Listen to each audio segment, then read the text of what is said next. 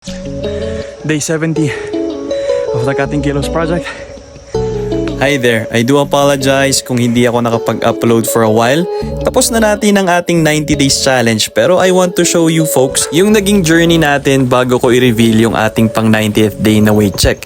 Eto nga pala day 70 natin ay saktong ilang oras lang bago mag-landfall si Bagyong Krising. Tignan nyo dyan, medyo maaraw pa pero after a few hours dumating na yung bagyo and na-stuck na tayo sa hindi pag-upload. Sa mga kasabayan ko dyan, kamusta naman yung progress nyo? Hopefully hindi nyo ako katulad na konti pa lang yung nabawas. I mean, progress is progress, diba? Pero nakukulangan lang talaga ako. Hopefully yung sa inyo, malaki yung nabawas ninyo. At kung hindi man, wali pagpatuloy pa rin natin to kasi naumpisa na natin eh. Tsaka, I know that you know na we are feeling way better now than what we were feeling before. Diba? Diba? Alright. Tara!